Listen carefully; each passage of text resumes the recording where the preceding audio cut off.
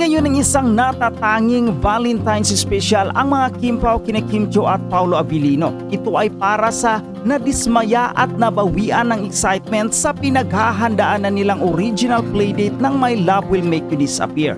Mula sa February 12, inatras ang showing ng nasabing movie ng March 26. Sa post ng isang netizen, nagmamakaawa ito sa dalawang magka-love team na gumawa ng Valentine's ganap hindi lang para sa kanila kundi para sa mga OFWs na sadyang umuwi ng Pinasa para suportahan ang kanilang pelikula.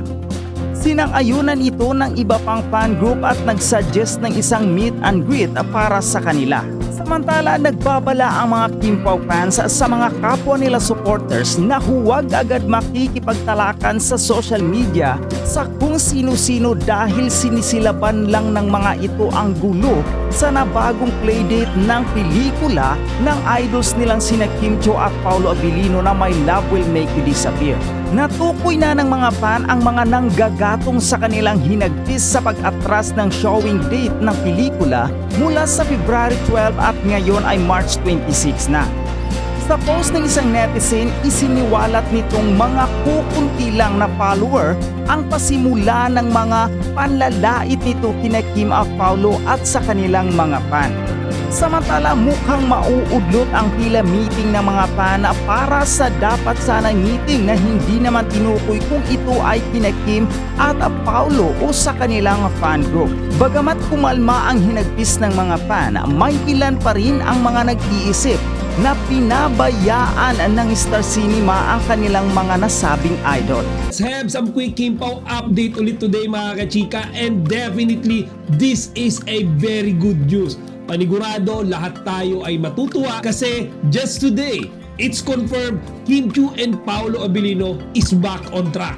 Okay, so ano ibig ko sabihin? Mga kachika, yung mga idol natin, ang Kim Pao, balik na sila ulit sa kanilang paggawa ng movie na My Love Will Make You Disappear. So mga kachika, sobrang tindi ng pinagdaanan nating mga Kim Pao fans this past few days. Di ba nga nakaschedule na yan na ipalabas sa mga sinihan sa darating na February 12 next month. However, out of the sudden, Star Cinema has moved that play date. Kaya sinundan nga yan mga kachika nung pagbabahagi ni Paolo nung kanyang disappointment by posting a cryptic message sa kanyang ex account. Di ba nga, sabi niya parang subukan niya raw na wag nang tumapos ng isang pelikula. And then both of them, Paolo and Kimi, unfollowed Star Cinema at naging controversial yan mga kachika. And then just a couple of days ago mga chika, nagbigay na ng kanilang official public statement ang Star Cinema na imumove nga daw nila from February 12 to March 26 ang playdate ng My Love Will Make You Disappear. Due to the reason na gusto nga daw nilang i-push itong movie na ito worldwide. Okay? And then gusto nga daw nilang i-polish pa dahil hindi nga daw ito na-approve ng Star Cinema Management. So mga chika, ngayon nga as what I said earlier, ngayon back on track na ulit ang Kim Pao. Okay? May mga nagkakalat ngayong social media post kung saan makikita natin ang ating mga iniidolo na balik na ulit sa kanilang pag-shooting. Okay? Sa totoo lang mga kachika, marami talaga yung kinabahan. Even me, si Paolo Abilino, akala ko hindi na siya sisipot. Okay, akala ko masama yung loob niya sa Star Cinema. Diba? Buti na lang ngayong araw, no? Etong si Ate Heidi, nag-post siya around 4:57 pa nga lang yata ng umaga. Nandun na sila, diba, sa venue ng kanilang shooting. And then Kimi and Paolo is present. Makikita rin natin doon mga kachika, yung ibang mga fans, talagang sila yung ating mga testigo mga chika, na ang Kim Pao nga ay balik na ulit sa pag-shoot ng mga eksena nila sa My Love Will Make You Disappear. Actually, tinitingnan ko nga yung mga pictures ng shooting mga chika, and even the video, parang familiar siyang lugar mga chika. Kung hindi ako nagkakamali, that area is around Pasig. Okay, di ba yung nasa likod dyan parang Pasig River yan mga chika? Just correct me lang if I'm wrong sa mga taga Pasig dyan. Kung tingin ko nga dyan kanina mga chika, I thought it was somewhere in Ortigas pero if you look closely nga mga chika, may resemblance talaga siya sa Pasig River. Base nga mga chika, no, sa iba pang mga pictures, it seems that Kimi and Paolo is now okay with Star Cinema. Do mga chika, chinik ko yung kanilang mga Instagram account hindi pa rin sila naka-follow until now sa Star Cinema. Pero meron silang picture posted just recently mga kachika. Take note, this picture came from Kim Chiu's official Instagram account mga kachika. At makikita nga natin doon ang Kim Pao, okay? Si Kimi tsaka si Paolo kasama ang Star Cinema family. Okay, actually may caption pa nga doon mga chika, ang sabi, "Look who welcomed us in the tent at 5 a.m.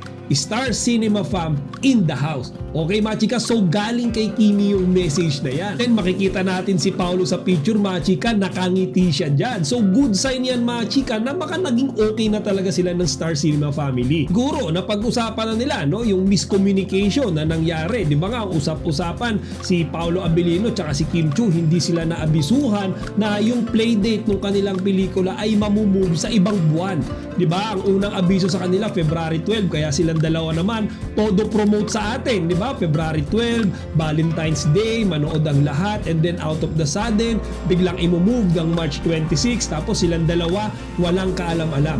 Okay, siguro naka-move on na silang mga chika sa issue na yon. Nung nakita ko nga rin yung picture na yan mga chika, nakahinga ako ng maluwang Kasi sa totoo lang, yung isa sa mga kinakakaba ko dyan, kapag si Paolo Abilino yung hindi tumapo sa pelikula, di ba, dahil nga doon sa kanyang ipinost na talagang lahat ay napaisip. Kasi di ba, as we all know, Paolo is a freelancer artist, okay? So wala siyang kontrata under ng ABS-CBN nor Star Cinema mga chika. So kapag ka siya ay hindi tumapos ng mga pelikula or mga project under them, I don't think na mahahabol nila si Paolo mga chika kasi wala naman silang pinangahawakan sa kanya So at least ngayon mga chika, alam natin na okay na sila. Kung bagay, dininig na yung panalangin natin mga chika. Tsaka in some way mga chika, talagang malaking factor din talaga na walang issue between Star Cinema and Kim Pao.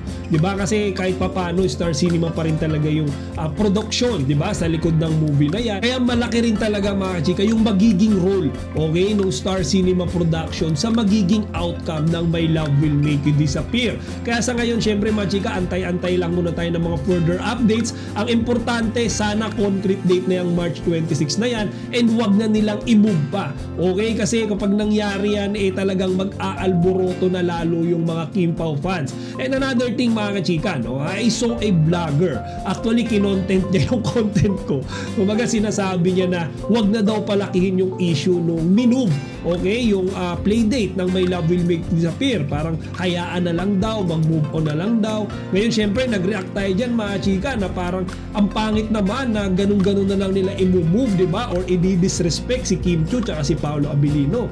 So sabi nga nung vlogger na yun, masyado daw nating pinalalaki yung issue. Well, for me personally mga chika, hindi ko pinagsisisihan yun.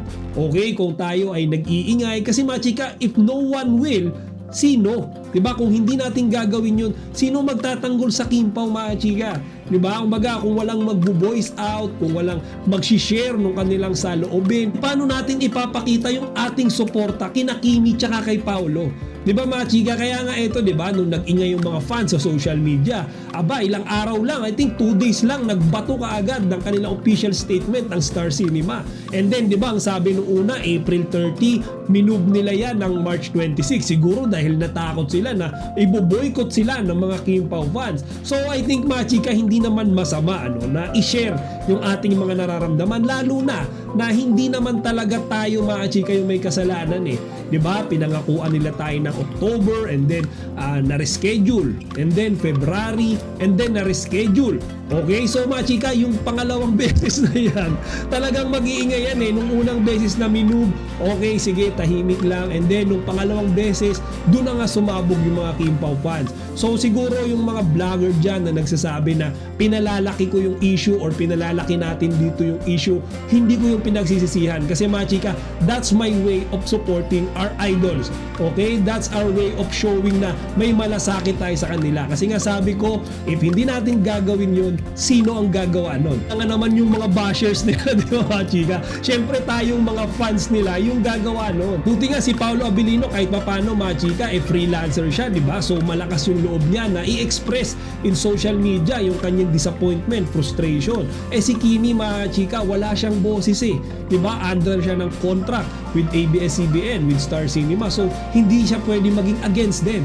Kaya tayo mga chika ay nagvo-voice out for Kimi para in some way ma-express ni Kimi mga kachika yung nangyaring disappointment doon sa side niya.